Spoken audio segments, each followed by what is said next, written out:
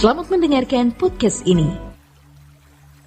Kita meteraikan di dalam hati kita, kita goreskan sedalam-dalamnya di hati kita, dan kita mau terus membangkitkannya di dalam pikiran bahwa kehidupan ini bukanlah milik kita. Hanya Allah yang bisa menciptakan dari apa yang tidak ada menjadi ada. Dalam istilah Latinnya, creatio ex nihilo. Kehidupan ini bukan dari siapa-siapa, tapi dari Allah. Yang Alkitab sebut sebagai Allah Abraham, Ishak, dan Yakub. Dialah yang empunya kehidupan ini. Itulah sebabnya dalam doa Bapa kami, Tuhan kita Yesus Kristus mengajarkan kalimat, karena Engkaulah yang empunya kuasa, kerajaan, kemuliaan sampai selama-lamanya. Kehidupan adalah milik Tuhan, bukan milik kita. Tetapi Tuhan berkenan memberikannya. Kalimat yang lebih tepat, mempercayakannya kepada kita untuk kita jalani. Tentu kita harus menjalani sesuai dengan kehendak Dia. Hanya manusia yang memiliki keberadaan luar biasa, di mana manusia diberi hak dan kewajiban. Di dalam kehidupan itu ada hak, juga ada kewajiban. Binatang tidak memilikinya, saudara. Jadi bisa dimengerti kalau binatang hidup hanya digerakkan oleh naluri untuk memenuhi kebutuhan fisiknya. Binatang tidak peduli apakah akan mendatangkan bencana bagi hewan lain. Yang penting dia bisa eksis dalam mempertahankan siklus hidupnya. Kehidupan adalah milik Tuhan yang dipercayakan kepada kita. Di dalam kehidupan itu ada hak dan kewajiban. Karenanya kita harus menjalaninya dengan bijaksana. Ada hak yang boleh kita nikmati, tapi ada kewajiban yang harus kita penuhi. Hak adalah anugerah, tetapi kewajiban juga memuat anugerah jika kita jalani. Dan jikalau kewajiban kita jalani, maka hak yang Tuhan berikan bisa kita nikmati secara maksimal. Karena kehidupan milik Tuhan, dan kita adalah makhluk yang dipercayai untuk menjalani kehidupan tersebut, di mana kita harus menjalaninya sesuai dengan kehendak Allah. Kita harus menjalaninya guna memenuhi apa yang Allah rencanakan. Sebab Allah menciptakan kehidupan tentu memiliki maksud, memiliki tujuan.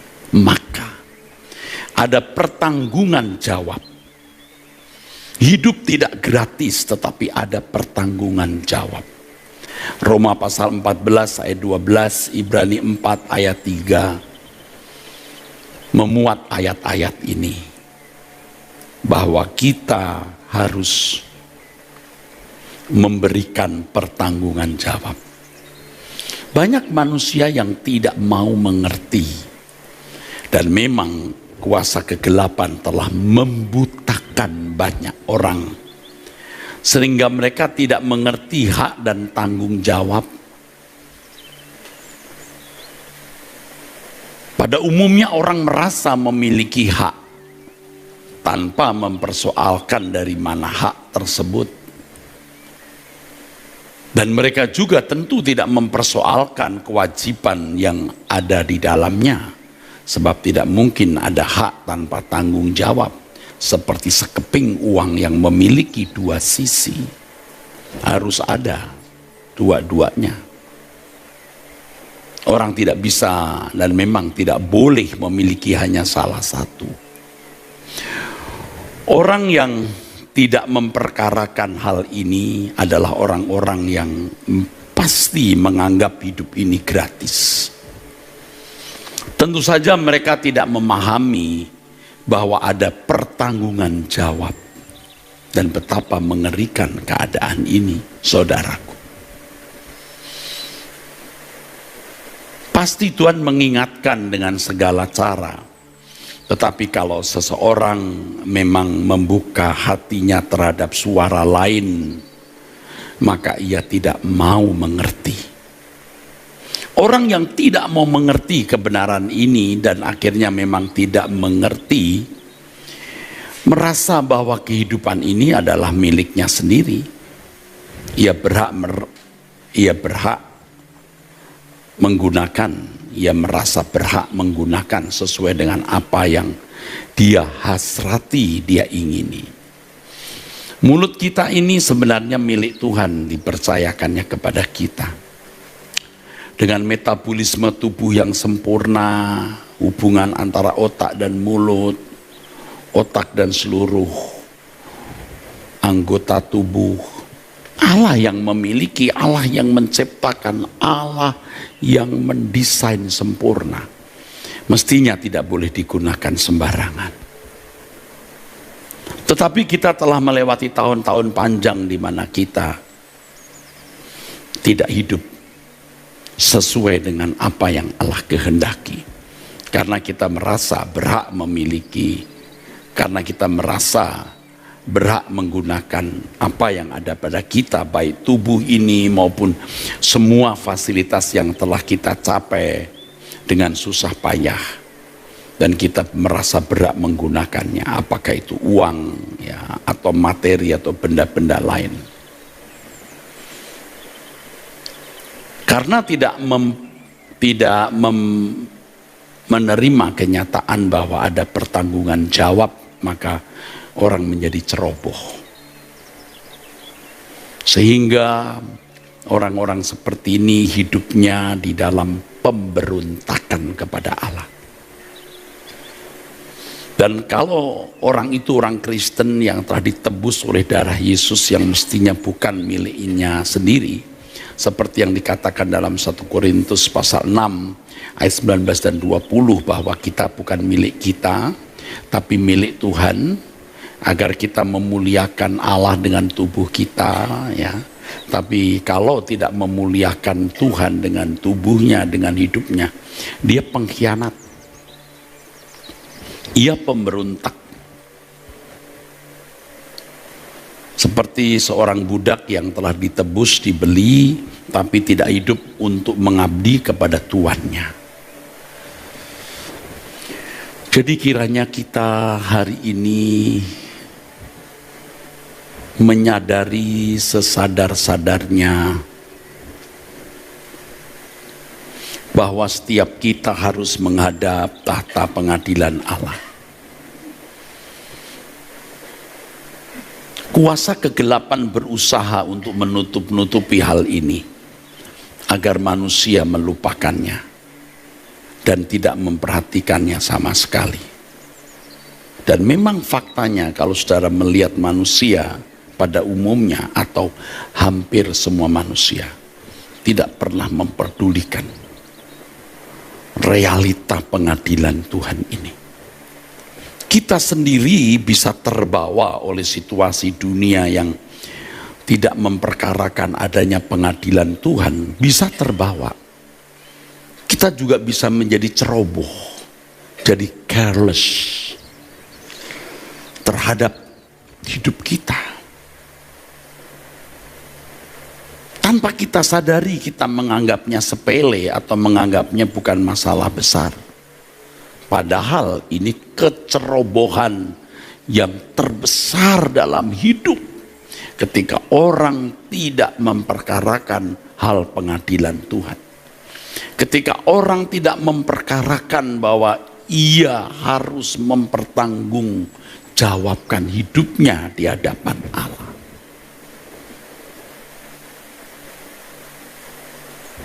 Nah, buktinya saudara, kita tidak pernah memperkarakan hidup kita di hadapan Tuhan. Kalau Kalau kita benar-benar memperkarakan hal pengadilan ini, kita akan serius setiap hari membawa diri kita di hadapan Allah untuk diterangi Tuhan. Kita mohon pimpinan Roh Kudus, kita seakan-akan, dan memang bisa terjadi setiap saat kita ada di hadapan pengadilan Tuhan. Saudara, saya menyampaikan khotbah ini setelah saya berdoa. Setelah saya bertanya kepada Tuhan apa yang harus saya khotbahkan.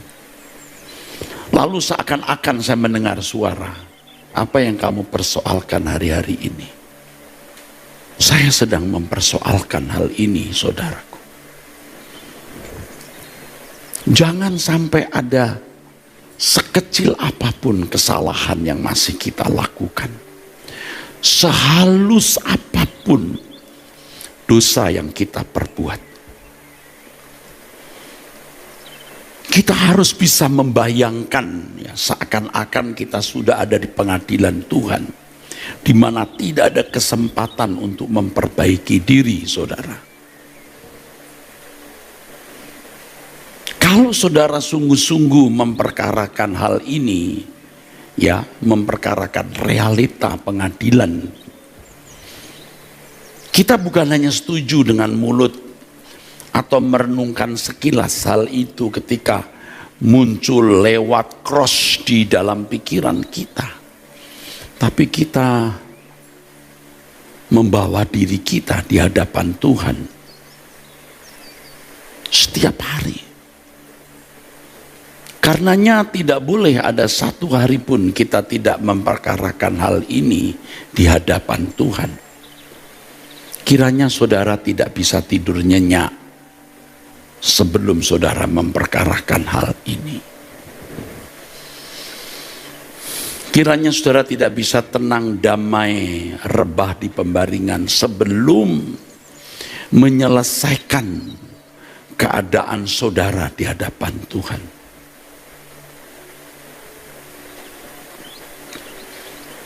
Lakukan, saudaraku, lakukan. Lakukanlah hal ini,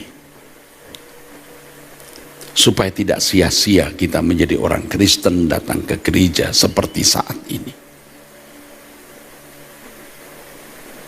Percayalah bahwa ini kebenaran, bahwa ini kehendak Tuhan, bahwa ini suara Tuhan untuk kita.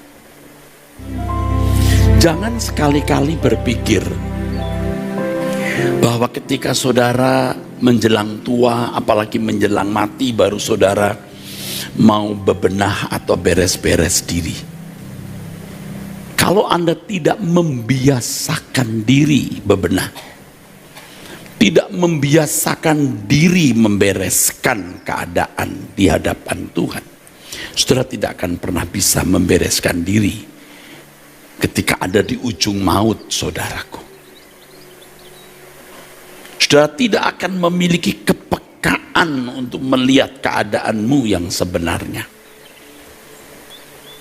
Ada semacam dalam tanda kutip, ya, quote unquote, seni memeriksa diri. Dan Roh Kudus akan menolong kita memiliki kecakapan memeriksa diri itu, saudaraku.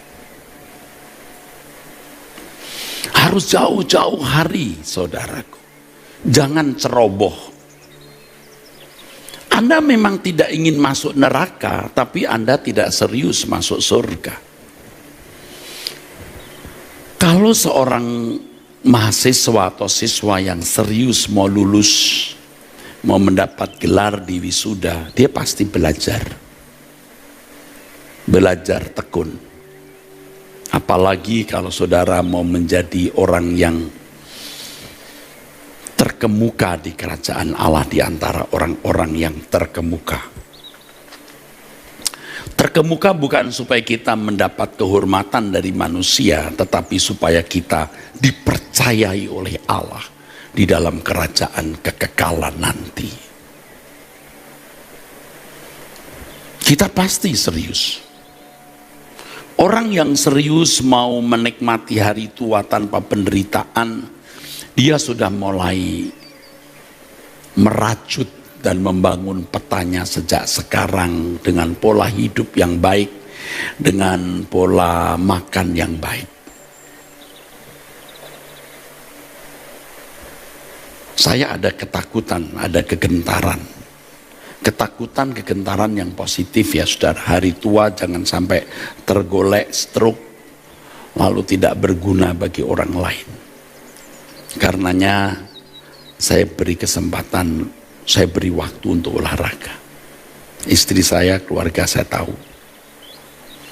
Saya rajin olahraga. Kalau tidak pagi, sore, menjelang malam pun saya bisa jalan keluar rumah. 1 jam seperempat. Saya berusaha untuk mencapai minimal 5 km jalan kaki. Dan seminggu paling tidak 3 kali saya berenang. 3 kali. Jadi ya, orang-orang rumah sudah tahu, siapkan tas. Di situ ada baju renang dan lain-lain yang saya butuhkan. Kadang-kadang kalau pergi ke suatu tempat saya bisa bawa, siapa tahu nanti pulangnya sempat. Sebab saya mendaftar di satu fitness, lalu sebelum berenang biasanya kita sudah booking, harus booking dulu. Jam berapa kita mau berenang. Saya sudah melewati tahun-tahun di mana saya sibuk pelayanan, tidak olahraga dengan baik, walaupun ada olahraga juga sejak dulu. Saya punya PT, maka tangan saya kelihatan, kalau dibuka itu masih kelihatan. Masih kelihatan, ada telur suang di sini. Ya, masih kelihatan. Dan keras. Angkat barbel, tarik. Ya, begitu saudaraku. Waktu di Petamburan saya begitu. Saya pergi, ada PT. Karena saya mau sehat. Ya. Kok Pak Ira jarang sakit sampai parah kecuali COVID kemarin? Ya, karena saya olahraga. Walaupun makan saya agak lumayan kurang baik karena saya ini disayang banyak orang, saudaraku. Nggak babi hong, nggak gulai, semua yang nikmat-nikmat. Ingat ya, orang makan enak, orang nggak makan enak mati juga. Tapi yang makan enak duluan. Nih kalau anak-anak saya muda-muda ini, waduh, masih belum memikirkan hari esok. Hari esok kesehatan. Ya maklumlah. Kalau makan nasinya bertumpuk seperti rumah susun. Sambil bawa makanan, lauk ditumpuk, nyanyi lagu. Gunung dipindahkannya, gunung dipindahkannya, gunung dipindahkannya. Nggak apa-apa, masih muda. Oke. Sebelum COVID, kalau saya pertemuan dengan mahasiswa, ada pertemuan khusus, saya yang tanya, kamu mau makan apa? Nah, ini, lalu saya telepon staf, siapkan makanan ini untuk sekian ratus orang. Ya, tapi karena sekarang COVID belum. Tapi kemarin hari Jumat sudah saya lakukan itu. Dan saya melihat bagaimana kamu makan. Karena saya ke belakang. Nggak ngarang. Banyak. Saya pura-pura tidak melihat. Saya takut dia malu kepada bapaknya, jadi saya pura-pura nggak ngelihat, pura-pura padahal saya melihat. Saya begini, mujizat masih ada.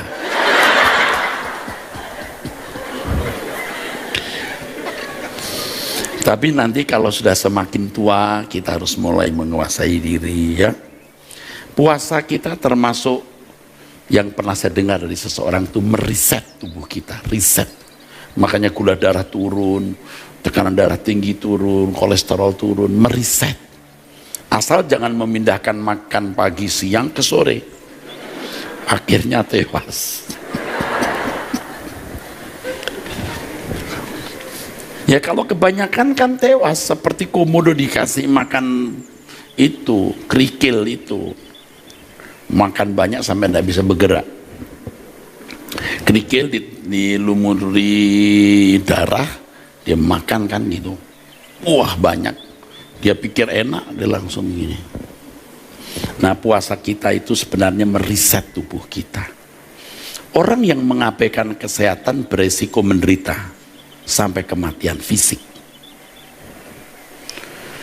Saudaraku, orang atau anak-anak tadi yang tidak belajar rajin resikonya tidak naik kelas. Orang malas beresiko miskin. Nanti jadi rampok, begal, maling, copet. Ya. Benar saudaraku. Ya, anak-anak muda yang tidak mau sekolah, maunya duduk-duduk di pinggir jalan, nanti akhirnya malak orang. Malak anak-anak sekolah. Membegal, nodong anak-anak sekolah. Lain waktu dibegal lagi, dia todong yang lebih besar lagi. Lama-lama jadi rampok. Itu kan sudah jelas, saudaraku, petanya. Kalau orang tidak tiap hari memeriksakan diri di hadapan Tuhan, dia tidak peduli pengadilan Tuhan, itu berisiko kematian kekal. Terpisahnya manusia dari hadirat Allah. Jelas orang yang tidak mempedulikan pengadilan pasti tidak mempersiapkan diri di hadapan penghakiman Allah. Ya kalaupun jadi Kristen lalu mau jadi orang baik, tidak serius memeriksa diri. Tidak serius. Beda ya ibu-ibu dan asisten pembantu rumah tangga yang membersihkan rumah. Kalau ibu-ibu ini karena rumahnya, dia mau bersih, dia mau orang lihat bersih dan mau ada tamu dan lain-lain. Dia bersihkan, dia lap di bawah. Karpet dia buka, dia bersihkan. Beda dengan asisten rumah tangga yang tidak punya dedikasi. Tidak semua asisten rumah tangga begitu ya. Asal dia ngepelnya asal begini, malah basah, malah kotor. Saya perhatikan ya, karena saya jalan pagi atau jalan sore ya. Jalan pagi terutama. Orang yang membersihkan itu. Jalan itu kan ada bagian yang membersihkan lalu numpuk, ada yang bagian ngambil, nah itu petugas. Tapi ada yang dibuang sembarangan begitu, mestinya dikumpulkan, dia males mengumpulkan ke ujung sana, dibuang aja di pinggir situ atau di dalam got, dekat got maksud saya. Wah, demikian pula kita, kalau ini tubuh kita sendiri, kita mau nanti di hadapan Tuhan berkenan, kita beres-beres sebersih-bersihnya sejak sekarang ini. Masihkah ada dosa dalam diriku Tuhan? Semua kita manusia berdosa saudaraku. Tapi jangan berbuat dosa lagi. Jangan berbuat salah lagi. Orang yang tidak peduli pengadilan Tuhan beresiko kematian kekal, terpisahnya dari hadirat Allah selamanya. Orang yang tidak peduli pengadilan pasti tidak mempersiapkan diri di hadapan Allah. Kiranya kita memperhatikan hal ini, menyadari betapa pentingnya memperkarakan hidup kita di hadapan Tuhan setiap hari, saudara. Ya, amin. Saudara katakan, aku mau serius. Lebih keras. Aku mau serius. Bagus. Tadi saya duduk di kursi itu pun saya mikir, seberapa sih saya serius dengan Tuhan. Tidak sulit khotbah seperti ini. Tapi seberapa serius setiap hari saya memperkarakan hidup saya dengan Tuhan. Kalau saya tidak benar-benar ekstrim serius, bagaimana saya bisa menularkan keseriusan dengan Tuhan kepada saudara. Jadi pegawai-pegawai jangan tidak jujur lagi. Jangan saudara pikir nanti gampang, awas ya. Suami-suami, istri-istri setia kepada pasanganmu. Jangan main judi, jangan minum minuman keras. Ini mah hukum umum, yang umum saja kamu langgar, bagaimana dengan kesucian yang lebih tinggi kualitasnya. Jangan ribut dengan orang, jangan bermusuhan, mengalahlah. Relalah disakiti, dilukai, dan jangan membalas kejahatan dengan kejahatan. Kita beri tepuk tangan untuk kebenaran ini. Ya, saudara, amin. Ayo, ya, kiranya Tuhan menolong saya, menolong saudara, menolong kita semua untuk mengalami perubahan. Kita menyongsong kekekalan. Kita menantikan kekekalan, saudaraku. Kalau dari muda-muda sudah diajar memperkarakan, merenungkan pengadilan, itu makin hari akan makin kuat. Nah, kalau dari muda sudah tidak pernah memperkarakan pengadilan, aduh, rusak. Dan hari ini hampir semua orang tidak memperkarakan pengadilan Tuhan. Termasuk sebagian saudara. Karena terpengaruhi oleh dunia sekitar. Tergarami dengan penggaraman yang sesat, yang salah dari dunia sekitar. Nah, di gereja ini, melalui suara kebenaran ini saudara tergarami.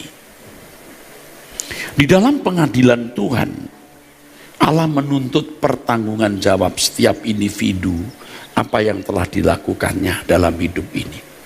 Tadi saya katakan pada jam 11, satu kata harus dipertanggungjawabkan. Apalagi satu kalimat, apalagi satu narasi. Tuhan menuntut pertanggungjawab.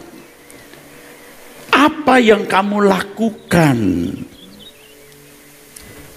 untuk mengisi hidupmu selama di bumi? Ingat hamba yang jahat, yang diberi modal oleh tuannya, lalu dia tidak mengembangkan modal itu dan berkata, karena Tuhan menuai di mana Tuhan tidak menabur. Kurang ajar kan? Lah jelas kok engkau menerima ini untuk kamu kembangkan kok. Kamu tidak mengembangkannya. Kamu simpan, kamu kubur di dalam tanah. Ingat, kita tidak dapat menghindarkan diri dari pengadilan di hadapan Tuhan. Sempat saya merenungkan hari-hari belakangan ini, saudaraku.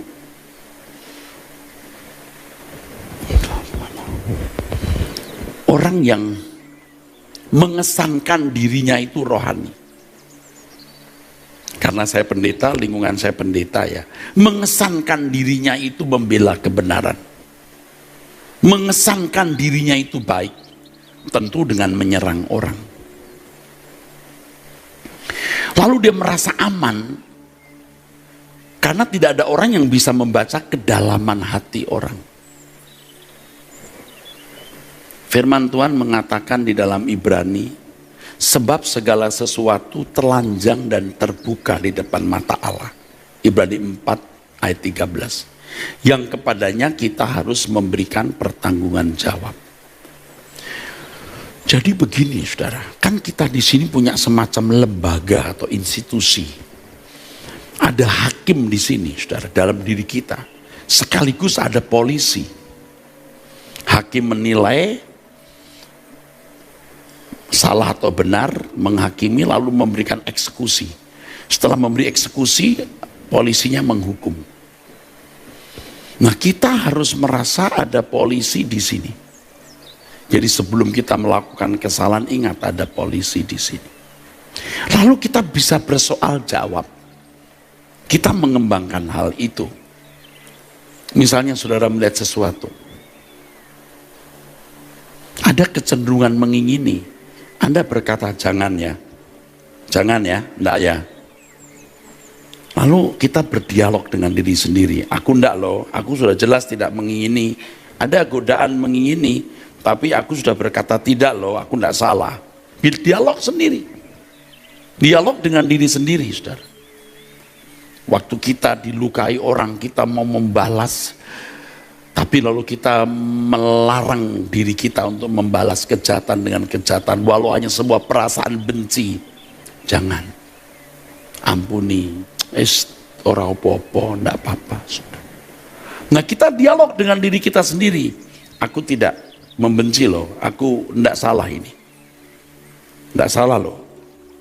Tapi kalau kita sempat dendam, aduh aku salah loh.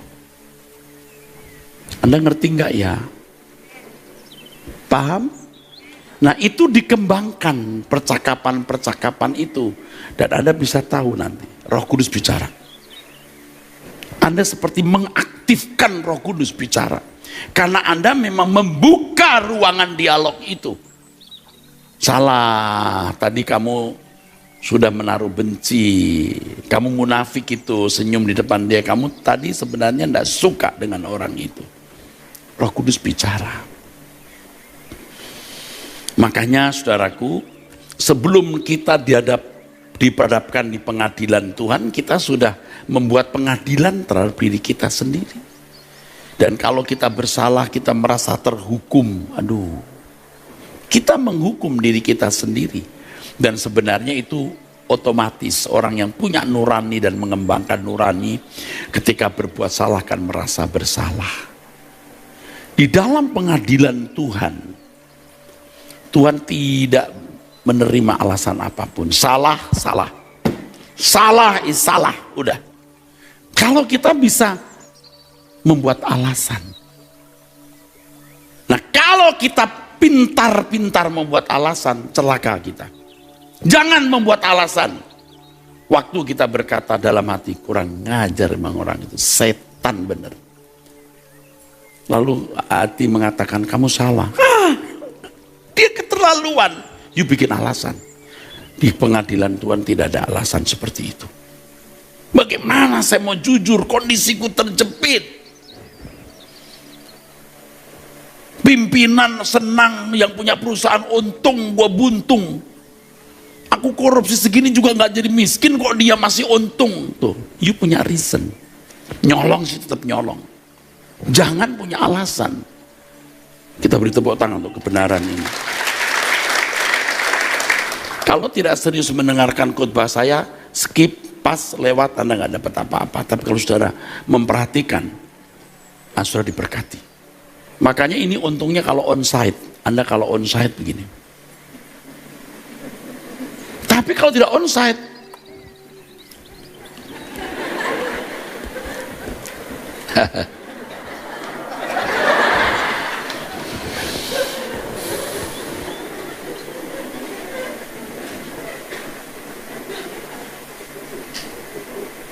kalau onsite Anda bisa begini. Kalau di rumah sambil online, panggil tuh bakso.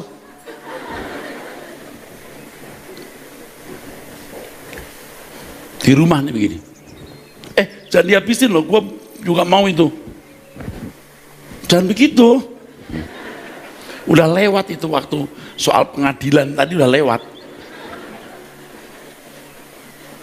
Makanya kalau bisa onsite, Anda datang onsite. Ya. Puji Tuhan ya saudaraku. Saudara diberkati. Kita buat pengadilan di dalam diri kita sejujur-jujurnya, ya. Ya. Kan sekarang ini medsos itu tempat orang curhat, marah kepada mertua tapi nggak bilang itu mertua. Begitu. Misalnya mertuanya namanya Ibu Uwi, entah siapa ya. Ini menantunya benci. Dasar tua bangka mau mati nggak tahu diri. Dasar tua bangka mau mati tidak tahu diri. Dah dilempar. Ya. Begitu dia lihat, mertua udah baca, dihapus.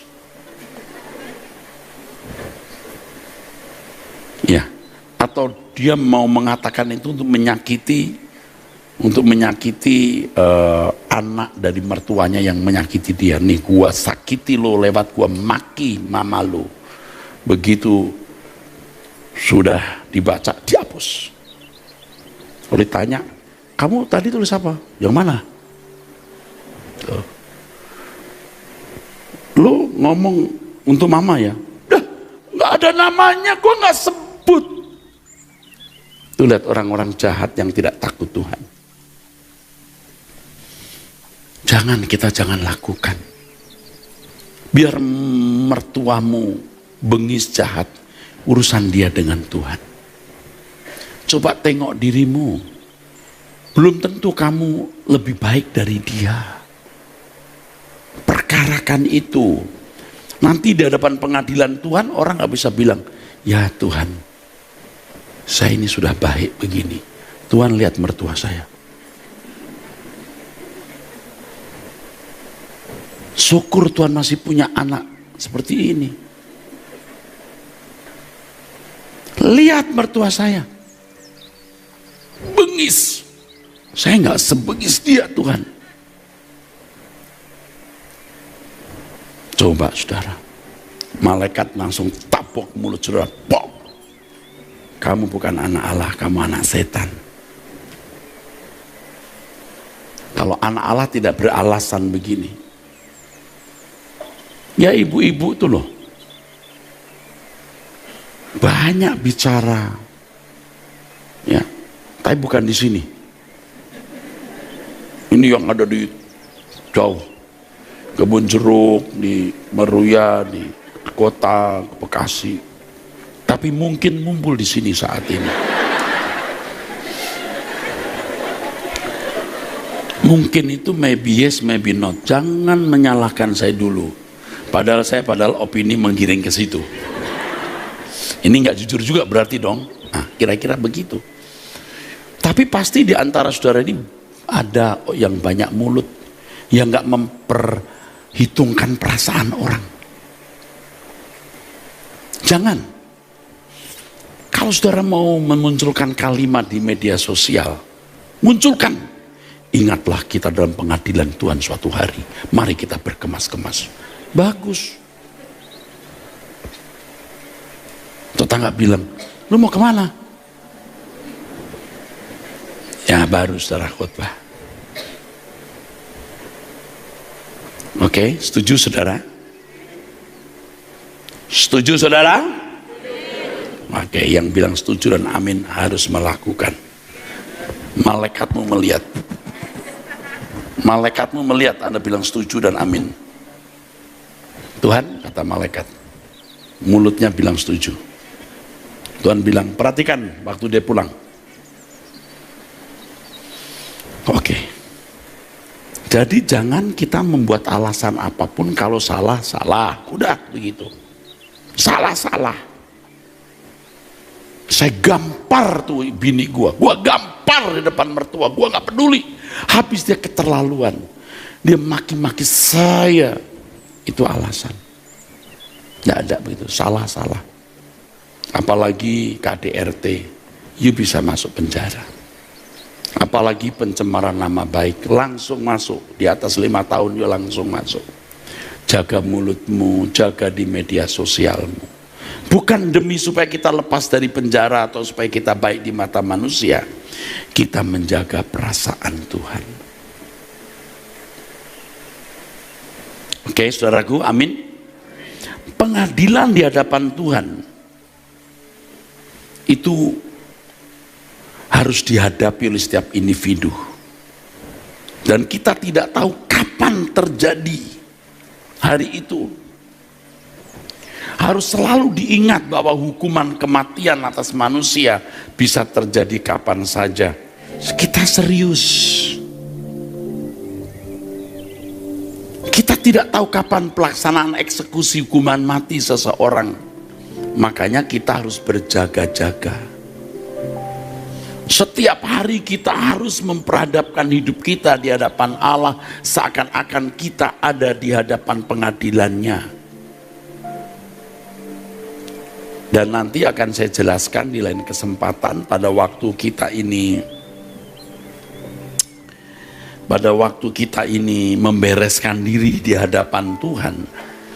Itu bukan hanya hari ini, tetapi seiring berjalannya waktu. Yang pertama ada pencobaan, yang kedua Tuhan mau kita bertumbuh.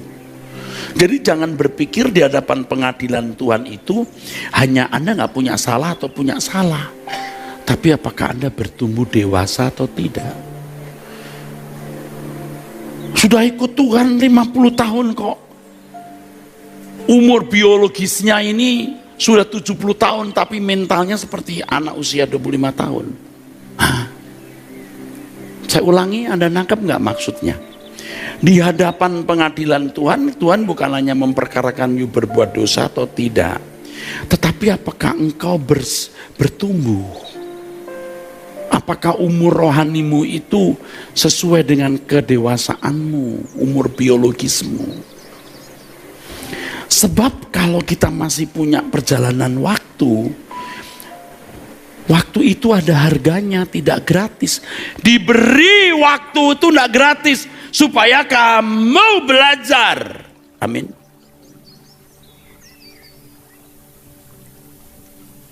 Supaya kamu belajar bertumbuh dewasa, makin sempurna. Tadi pagi sudah saya katakan, supaya ketika kita bertemu dengan Tuhan, Tuhan menemukan wajah Yesus di dalam hidup kita. Lagi pula ada pencobaan, jangan lupa, yang bisa mengotori kita atau merusak kita. Dalam perjalanan waktu kita harus bertumbuh dewasa dan ada pencobaan. Pencobaan yang satu, membuktikan kesetiaan dan cinta kita kepada Tuhan. Yang kedua, mendewasakan kita. Jadi hari ini kita membawa diri kita di hadapan Tuhan. Sudah beres, jangan berkata, kemarin gue udah beres-beres. Hari ini beres-beres lagi. Dan saya sudah menemukan orang-orang yang berkata, saya sudah lahir baru kok tahun 2002 gitu. Lalu setelah itu apa? Ya udah gue. Aduh, bener-bener deh. Amin, saudara. Saudara melihat dalam 2 Korintus 5 ayat 9 dan 10 bisa dimunculkan. Paulus itu pun punya rasa kegentaran. Sebab itu juga kami, termasuk Paulus, berusaha, baik kami diam dalam tubuh ini maupun kami diam di luarnya, supaya kami berkenan kepadanya. Sebab kita semua harus menghadap tahta pengadilan Kristus, supaya setiap orang memperoleh apa yang patut diterimanya, sesuai dengan apa yang dilakukannya dalam hidupnya, ini baik ataupun jahat. Ini ayat 10. Kalau ayat 14 dan 15, Yesus sudah mati untuk kita. Kita semua sudah mati. Jadi kalau kita hidup untuk Dia yang sudah mati untuk kita. Tak akan ditanya, kamu tidak berhak punya hidup. Hidupmu itu milikku karena aku menebusmu. Kamu buat apa dengan hidupmu?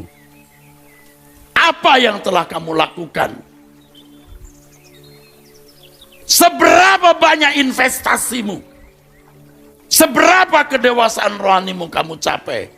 Seberapa banyak kamu berdampak untuk orang lain dan berguna bagi kerajaanku? Amin, saudara. Itu saudaraku. Ada pertanggungan jawab. Jadi umur makin panjang, tanggung jawabnya makin besar. Banyak orang berkata dengan bangga umurnya panjang. Umur om panjang, tanggung jawabnya lebih gede, tahu om? Ya kan? Kan tidak sedikit orang berkata, om ini sudah umur hampir 90.